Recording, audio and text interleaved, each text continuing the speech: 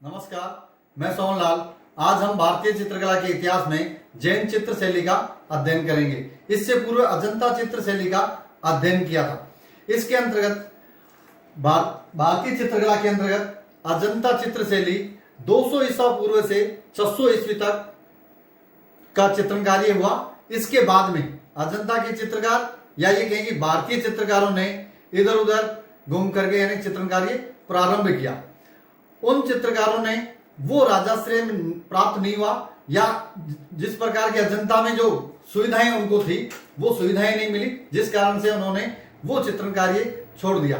इसके बाद में बहुत सारे चित्रकार इधर उधर घूम करके मोटी रेखाओं से या भद्दे जो चित्र है वो बनाना शुरू किया, जिसके अंतर्गत वो लयात्मकता नहीं थी। इस शैली के अंतर्गत यानी कि जैन चित्र शैली या इसके नामकरण में बहुत सारे नाम रखे गए, जिसमें अभ्रंश है, अभ्रंश शैली है, या गुजरात शैली है, या पश्चिम भारतीय शैली है। ये नामकरण अलग अलग विद्वानों ने रखे। इसका जो काल है वो 1100 ईस्वी से 1500 ईस्वी तक माना जाता है। जैन चित्र शैली में अधिकतर जो चित्र बने हुए हैं वो जैन धर्म से संबंध रखते हैं। जैन चित्र शैली में सबसे पहले जो चित्र बने वो ताड़पत्रों पे बने, उसके बाद में कागज के ऊपर बने।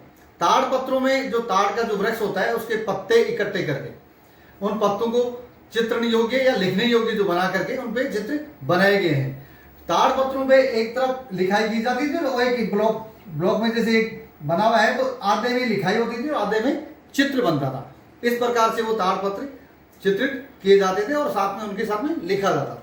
प्रारंभ में चित्रकारों ने लिखने का और चित्र बनाने का एक ही कलाकार द्वारा या लेखक द्वारा कार्य किया जाता था, परंतु कालांतर में धीरे धीरे चित्र बनाने वाले अलग हुए चित्रकार और लिखने का काम अलग व्यक्तियों ने किया। इन सब का अध्ययन हम स्लाइड के माध्यम से या चित्र के माध्यम से देखते हैं। जैन चित्र शैली की खोज व नामकरण के अंतर्गत हम इस चित्रण परिपाटी की खोज का प्रथम उद्घाटन लेख 1913 ईस्वी में बर्लिन के वोल्कर कुंडे संग्रहालय की संग्रहित कल्पसूत्र वाली प्रति पर ही हरमेन का था। उसके बाद में सन 1924 में कुमार स्वामी का बोस्टन संग्रहालय वाले चित्रों के आधार पर, उसके बाद में एनसी मेहता, अजीत घोष, गांगुली, मुनि पुण्य विजयश्री, हीरानंद शास्त्री, मोतीचंद्र, राय कृष्णदास, काल खंडालावाला आदि विद्वानों ने अपने अपने शोध ग्रंथ एवं लेख प्रकाशित किए और उन्हीं के आधार पर जो ये चित्र परंपरा में जो गिरावट वाली जो चित्रण परंपरा थी उसके ऊपर इन विद्वानों ने समय समय पर इस शैली के अलग अलग नाम दिए और अलग अलग नामों से इसको संबोधित किया। सर्वप्रथम हम जैन चित्र शैली वाले नाम के ऊपर चर्चा करते हैं। तो इसके अंतर्गत प्राय श्वेतांबर जैन संप्रदाय के धार्मिक ग्रंथों में मिलते हैं, जो पाटन, खंपात, अहमदाबाद, जैसलमेर, बीकानेर आदि नगरों में जो जैन मंदिर बने हुए हैं उन मंदिरों में सुरक्षित जो ग्रंथ हैं उनके आधार पर, और उसके बाद में दिगंबर ग्रंथों में जो षटखंडागम ताड़पत्रीय ग्रंथ हैं जिसमें चित्र बने हुए हैं, उन चित्रों के आधार पर उन चित्रों में श्रावकों, मुनियों, चक्रेश्वरी देवी का अंकन महत्वपूर्ण मिलता है। इन सब के आधार पर या जैन मंदिर जो बने हुए हैं उनमें जो नेमिनाथ जैन मंदिर है और है, इनके अंतर्गत जो ग्रंथ रखे हुए हैं उनके आधार पर कहा जाता है कि हाँ नहीं, इसका जैन शैली ही नाम रहना चाहिए। परंतु इस जैन शैली शब्द पर अधिकतर विद्वान इसको अस्वीकार करते हैं। इसके बाद में जो दूसरा जो नाम रखा गया है गुजरात शैली, इस नाम के ऊपर भी यानी अधिकतर विद्वान एकमत नहीं है और कहते हैं कि ये स्थान विशेष की शैली नहीं रही है। ये राजस्थान में भी और गुजरात में, उधर महाराष्ट्र में कुछ जगह और इस प्रकार के चित्र बने हुए हैं, तो अकेला गुजरात शैली नाम रखना पर्याप्त नहीं होगा। इसके बाद में कुछ विद्वानों ने कहा कि पश्चिमी भारतीय शैली का नाम होना चाहिए। 16वीं शताब्दी में जब तिब्बती इतिहासकार लामा तारानाथ ने पश्चिम में पूर्वी दो शैलियों का वर्णन किया उसमें जैन और पाल शैली से था। ये भी एक स्थान विशेष के कारण ही इसको भी यानी दोषयुक्त माना गया कि नहीं, पश्चिम भारतीय शैली नाम भी इसको नहीं दिया जा सकता। इसके बाद में अपभ्रंश शैली वाला जो नाम है, इसके ऊपर लगभग यानी कि विद्वानों की सहमति बनी, क्योंकि इस प्रकार के जो चित्र बने हुए हैं, इस शैली में जो रेखांकन है, वर्ण नियोजन है, आकृति निर्माण है, इन सब की धीरे धीरे गिरावट आई है और इस गिरावट के कारण ही इसको अपभ्रंश नाम दिया गया। और इसकी मान्यता के लिए कला विद्वान राय कृष्ण दास ने अपभ्रंश शैली वाला नाम सुझाया और उसी के ऊपर लगभग सभी विद्वानों को ने सहमति दी। तो इस शैली का नाम जैन शैली या ये कहें कि अपभ्रंश शैली के नाम से ये विख्यात है और अपभ्रंश शैली के नाम से जानी जाती है। इसके अंतर्गत इस चित्र शैली में दो विधाएं उपलब्ध होती हैं हमारे को, जिसमें हम देख रहे हैं कि ताड़पत्रीय सचित्र ग्रंथ चित्र, यानी ताड़पत्र पे बने हुए जो चित्र हैं वो, उनके अंतर्गत भी दो भाग किए गए हैं। प्रथम समूह 1060 से 1350 ईस्वी तक, दूसरा समूह है 1350 ईस्वी से 1450 ईस्वी तक। उसके बाद में कागज वाले ग्रंथ चित्र, इनका समय 1350 ईस्वी से 1550 ईस्वी तक। जैन चित्र शैली में चित्रकला ही नहीं, मूर्ति कला को भी और वास्तुकला को भी विशेष ध्यान दिया गया है। यहाँ पे बहुत सारे जैन मंदिर जो बने हुए हैं उनके अंतर्गत उस शिल्पकारी को देखा जा सकता है। और जैन धर्म के प्रचार प्रसार या ये कहें कि जैन चित्र शैली में जो चीज़ें हमारे को मिलती हैं उसमें लगभग 24 तीर्थंकर हुए हैं और सबसे अंतिम महावीर स्वामी जो है वो हैं। और इसी के साथ कागज के आविष्कार से पहले जो चित्रण कार्य किया जाता था वो ताड़पत्र के ऊपर किया जाता था। ताड़ के जो पत्ते हैं वो विशेष प्रक्रिया से तैयार किए जाते थे, जो जिनके ऊपर चित्र बनाना और लिखने का कार्य किया जाता था। ताड़ में श्रीताल जो ताड़ है वो बहुत ही अच्छा, मजबूत और सुंदर होता है। ये मालाबार क्षेत्र में पाया जाता है और उन पत्तों के ऊपर यानी ये लिखने का और चित्रण कार्य है वो प्राप्त होता है। 15वीं शताब्दी तक लगभग इन लेखकों ने यानी जो चित्रण कार्य किया उसमें जो चित्रण कार्य है उसके अंतर्गत यानी जो पोथियां जो बनाई हुई हैं जो ताड़पत्रों में लिख करके और उनके ऊपर चित्र बना करके, तो लगभग प्राय एक ही चित्रकार इस कार्य को करता था, या ये कहें कि लेखक कार्य करता था। लिखने का काम भी वही करता था और चित्र बनाने का काम भी वही लेखक करता था, परंतु धीरे धीरे ये परिवर्तन होता गया। ताड़पत्र की सबसे पुरानी जो कृति है वो 1060 ईस्वी की है, औद नियुक्ति व्रति। ये ध्यान देने वाली बात है कि ये औद नियुक्ति व्रति सबसे प्राचीन ताड़पत्रीय प्रति है जो 1060 ईस्वी में रचित है और ये वर्तमान में जैसलमेर के ज्ञान ग्रंथ भंडार में सुरक्षित है। कई बार एग्जाम में भी पूछ लिया जाता है कि ताड़पत्र की सबसे प्राचीन कृति कौन सी है, तो उसमें हमारे को बताना होगा कि औद नियुक्ति व्रति और कहाँ पे स्थित है अभी वर्तमान में, तो कहेंगे कि जैसलमेर ज्ञान ग्रंथ भंडार में सुरक्षित है। इसके एक फलक पर कामदेव, श्री लक्ष्मी, पूर्णघट, उत्तेजित सिंह के चित्र बने हुए हैं और इन चित्रों में ठेठ यानी अपभ्रंश शैली यानी दिखाई देती है। इसके बाद में 1100 ईस्वी की निशित चूर्णी नामक जो ग्रंथ है उसके अंतर्गत हाथी सवार, देवी स्त्रियां व अलंकरण बने हुए हैं। इस अपभ्रंश शैली के चित्रों में यानी कि निशित चूर्णी ग्रंथ में अपभ्रंश शैली की जो परली आंख है, जो चेहरे के बाद में जो निकली हुई जो आंख है, उसका उल्लेख नहीं मिलता है। और ये जो ग्रंथ है वो जयसिंह के समय का है, जो भड़ौच के किसी देव प्रसाद के इस ग्रंथ को लिखा है। वर्तमान में ये पाटन के अंतर्गत संगवीणा पाड़ा भंडार में सुरक्षित है।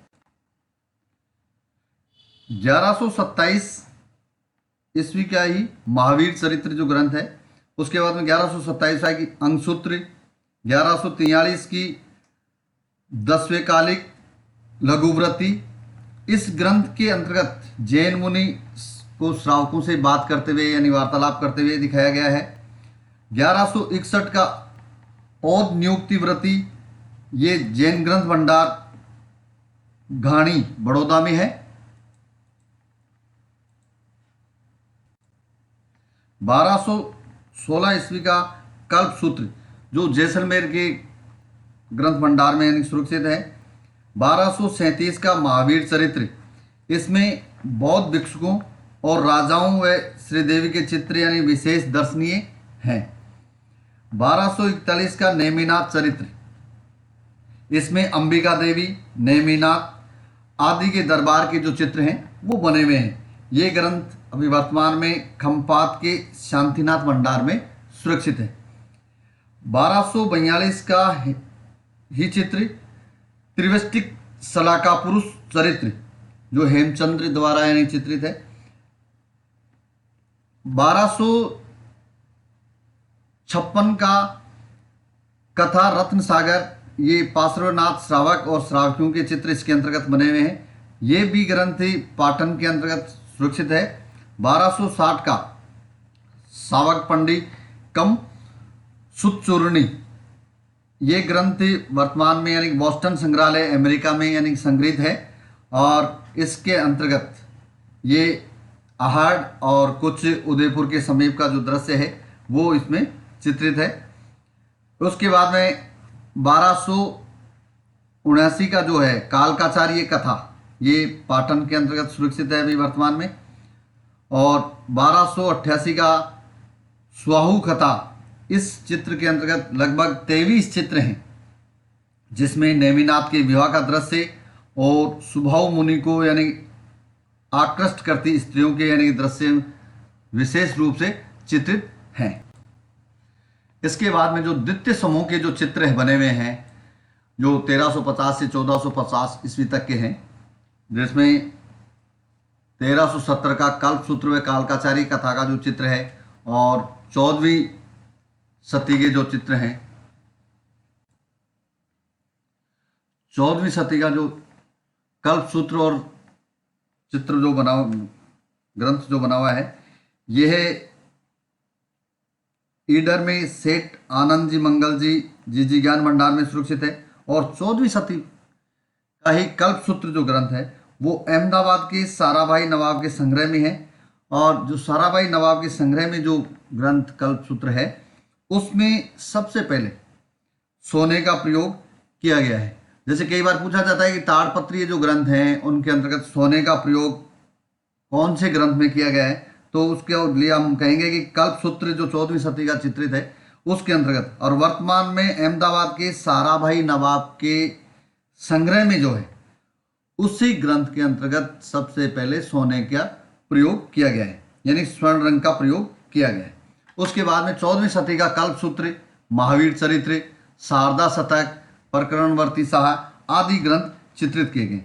इन ग्रंथों में हम देखते हैं तो पीला, लाल व हरे रंग का ही ज्यादा प्रयोग किया गया है।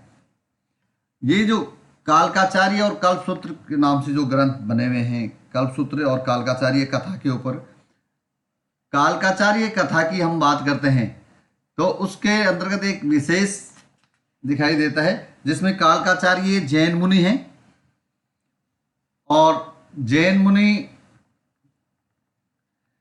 वह अपनी यानी 7वीं बहन का अपहरण उज्जैन के राजा द्वारा कर लिया जाता है, तो उसका बदला लेने के लिए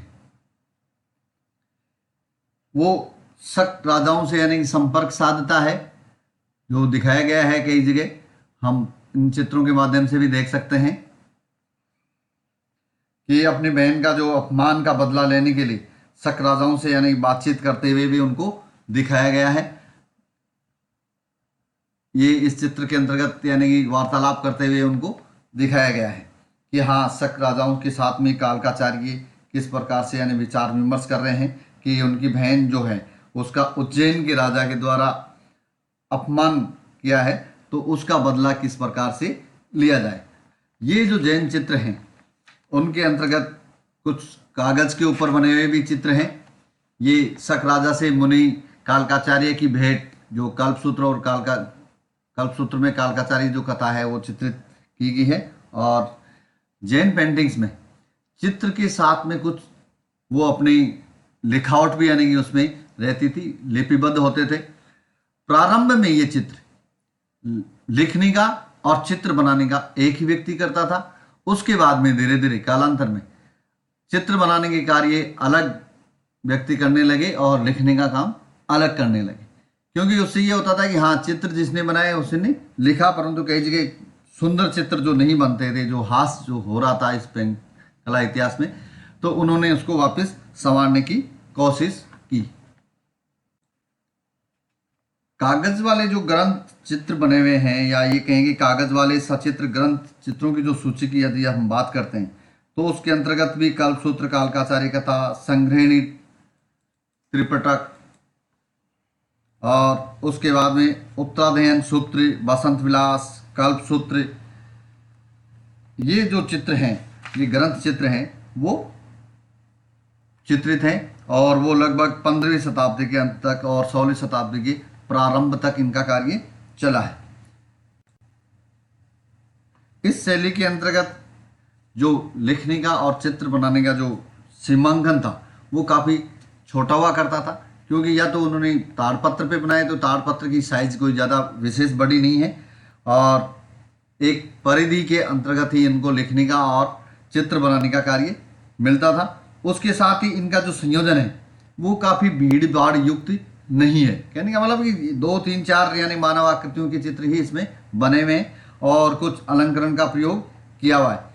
चित्र की जो रेखाएं हैं वो बिल्कुल साधारण सी बनाई हुई हैं और रंग भरने का जो कार्य है, पहले रेखाएं बना करके बाद में रंग भरा गया है इनके अंतर्गत। और यहाँ लगभग मुख्यतः 3, 4, 5 कलरों का ही प्रयोग किया गया है, और जिसमें नीला रंग है, पीला है, सफ़ेद रंग है, इनका प्रयोग किया गया है। और बाद के जो चित्र बने हुए हैं उनके अंतर्गत कुछ जगह स्वर्ण रंग का भी प्रयोग किया गया है। अलंकरण का प्रयोग विशेष तौर से ज़्यादा तो नहीं किया गया, पर कुछ कुछ जगह पेड़ पौधों का अलंकरण के रूप में प्रयोग किया गया है। चित्र ताड़पत्र पे, कागज पे और वस्त्र पे भी बनाए हुए हैं, और इन सब का जो विषय है वो मुख्यतः जैन धर्म से संबंध रखता है और उसी के ऊपर ये चित्र बने हुए हैं। इसलिए कहा जा सकता है इसको जैन शैली के नाम से अपन अध्ययन करते हैं, पर मुख्यतः जो इसका नाम जो रखा गया है वो है अभ्रंश शैली। और इसके अंतर्गत बहुत सारे एग्जाम के अंतर्गत प्रश्न भी आते रहते हैं और ये भारतीय चित्रकला के इतिहास में महत्वपूर्ण स्थान रखती है जैन पेंटिंग्स या जैन चित्र शैली।